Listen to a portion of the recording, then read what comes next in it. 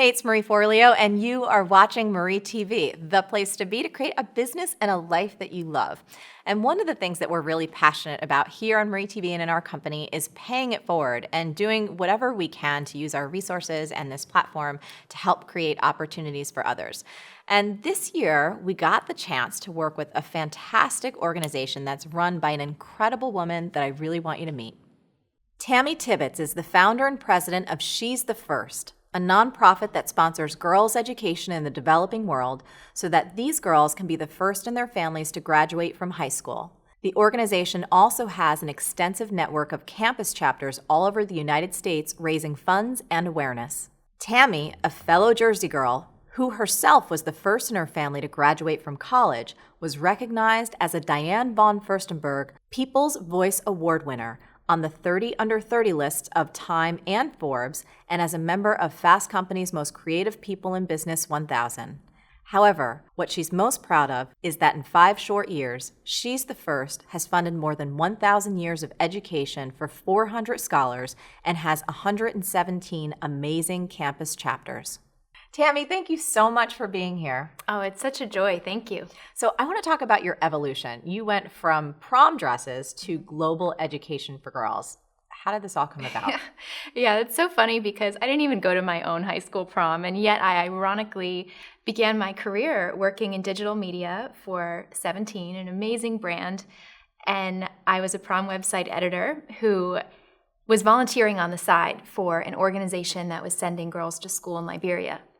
And I got involved in that through being a journalism student. It was a story I had written about and then turned in the assignment and had to do something about helping.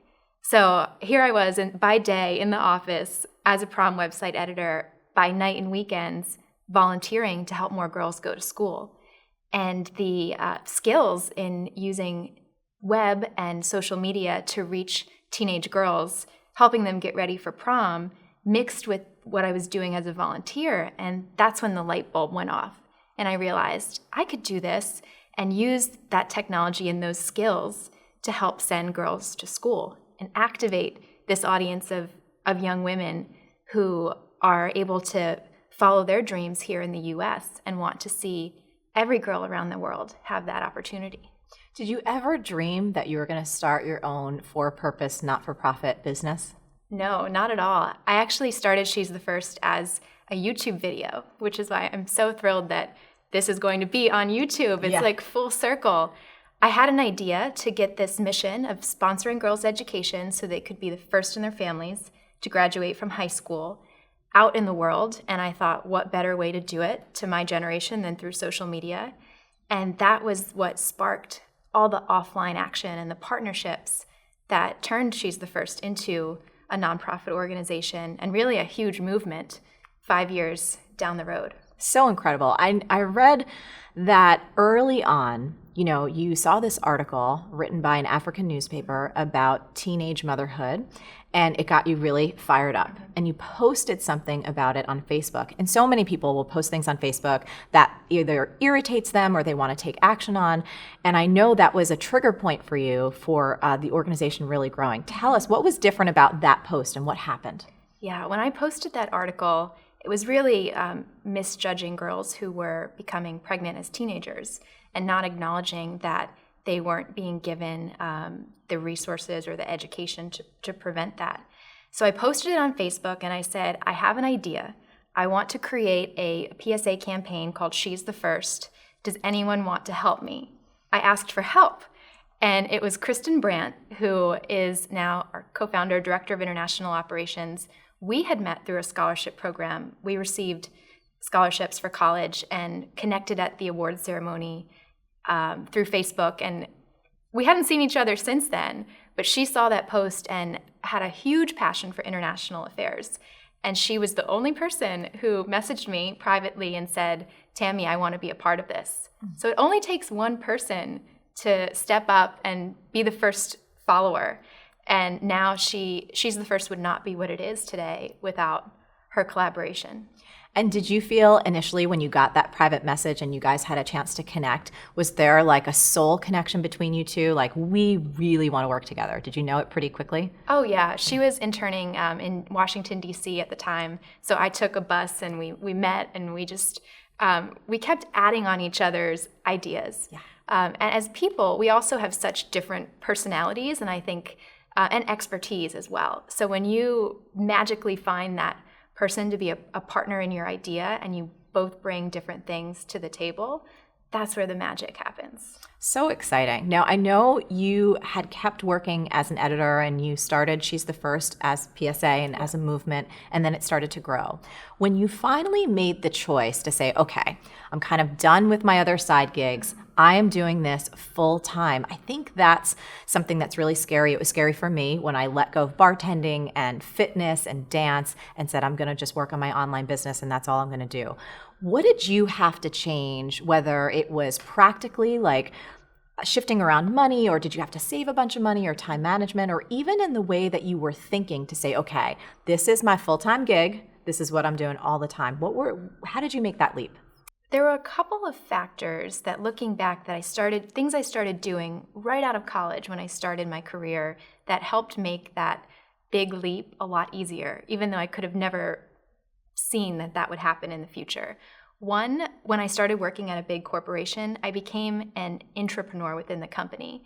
So I was able to kind of apply the skills of starting things with the resources of a big company into starting something on the side with really no resources. And two, because of the nature of my job was social media. I was the first social media editor for 17.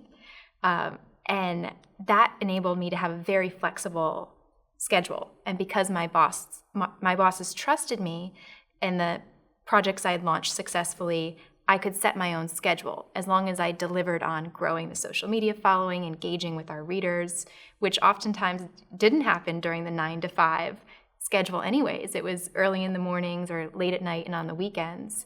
I was able to still get a paycheck from the day job, but if I had to step out for a couple hours in the afternoon to take a meeting with a potential funder, I could do that.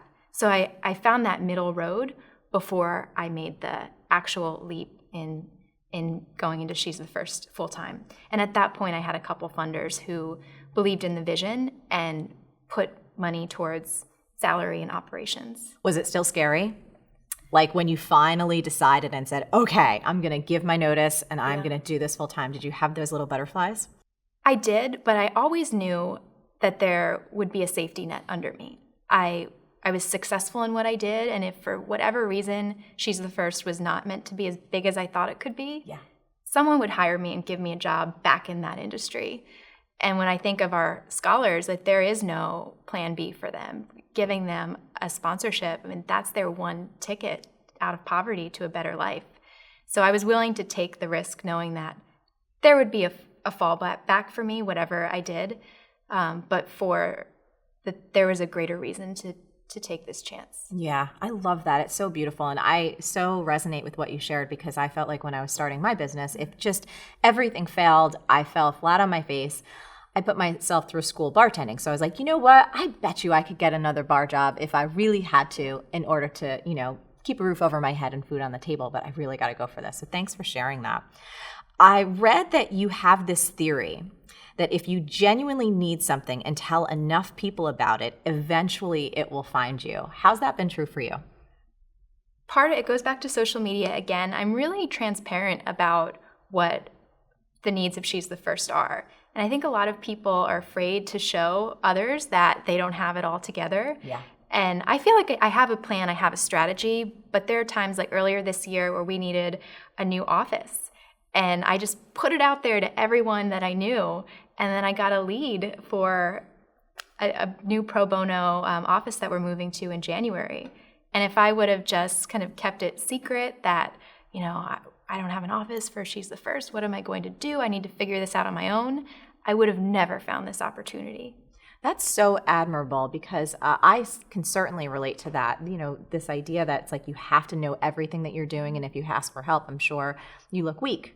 or something like that. And I love that you really have taken that and flipped it on its head. And congratulations on your new space. Oh, thank you. One of the other things I love about your organization, and that really resonated for me and for us as a company, I mean, we are so about women and girls education. We're sponsoring 9 scholars thanks to you. I love that you connect individually donors with the scholars, and there feels like there's such a personal relationship that happens. It's smart, it's strategic. Was that a decision that happened all the way from the beginning? Was it a strategic decision, a heart decision? Tell us a little more about that. Yes, doing the one-to-one matching was a decision from when we were a YouTube video. And I believe in it so much because I think it changes the relationship where this isn't, I don't think of She's the First, although we are a nonprofit, that's our tax status with the IRS.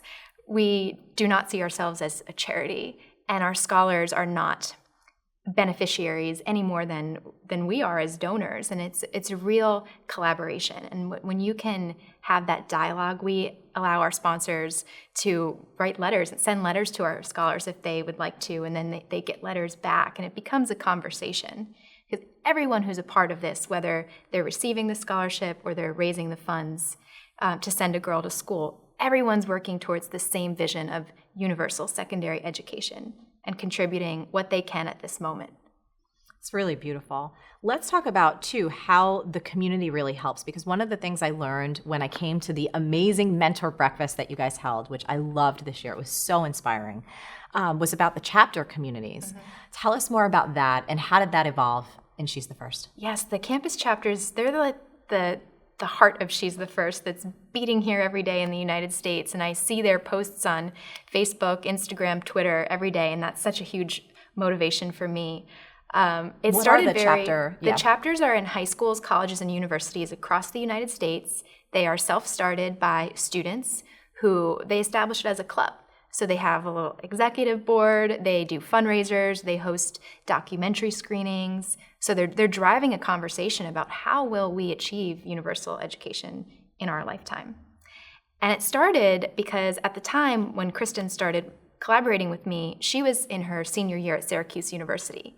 So her friends wanted to do something, and they started the first chapter. And then, of course, they shared what they did online, and then other students replicated it. And as this was happening, I started to see that students were gaining leadership skills that they weren't through other extracurricular activities. And that's where I saw the opportunity for the campus chapters to be a program where they're raising the funds that send girls to school, and that sets off its own, domino effect of positive benefits.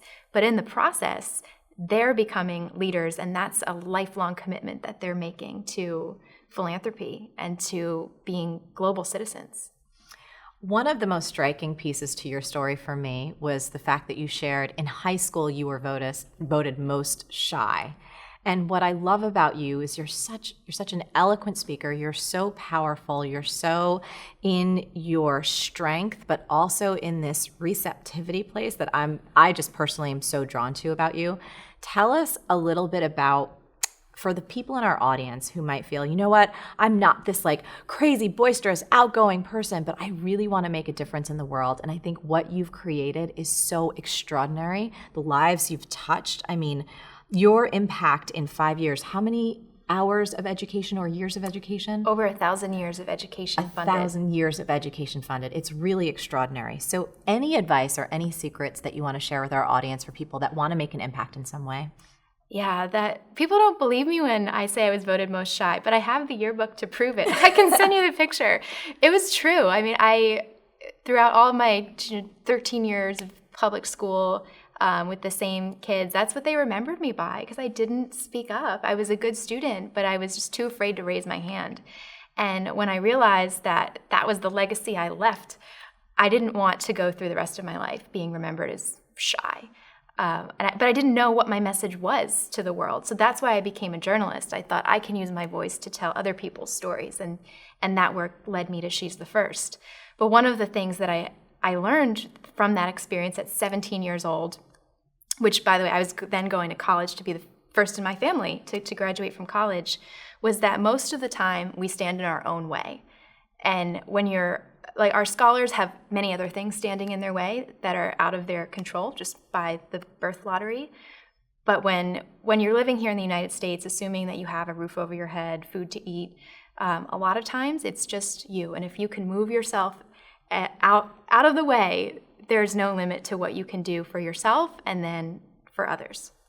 Tammy, thank you so much for being here. Thank you for the work that you're doing in the world. I am so honored to play a small part. We are so honored to be a part of your mission, and we look forward to many, many, many years together. So for all of you watching right now, we're going to cut to a challenge in a moment. But if you want to learn more about Tammy, you want to get involved, we have all the information below, and it is one of the best organizations I've had the privilege to get to know. Tammy, thanks so much. Thank you. Now, Tammy and I would love to hear from you. So as she talked about, all of us can get in our own way sometimes. So what's one way that you get in your own way? And how can you take an action step right now to just step outside of it? Or if you prefer, what's the biggest single insight that you're taking away from today's interview? Now, as always, the best discussions happen after the episode over at marieforleo.com. So come on over and leave a comment now. Did you like this video? If so, subscribe to our channel, and especially for this one, it would be fantastic if you shared it with all of your friends. And if you want even more great resources to create a business and life that you love, plus some personal insights from me that I only talk about in email, come on over to marieforleo.com and sign up for email updates. Stay on your game and keep going for your dreams, because the world needs that special gift that only you have. Thank you so much for watching, and I'll catch you next time on Marie TV. What do you guys think? Jams, I don't think I've ever heard you say delicious before. How's your personal volume? Oh, sirens. Oh, New York City. Zach and I are like this.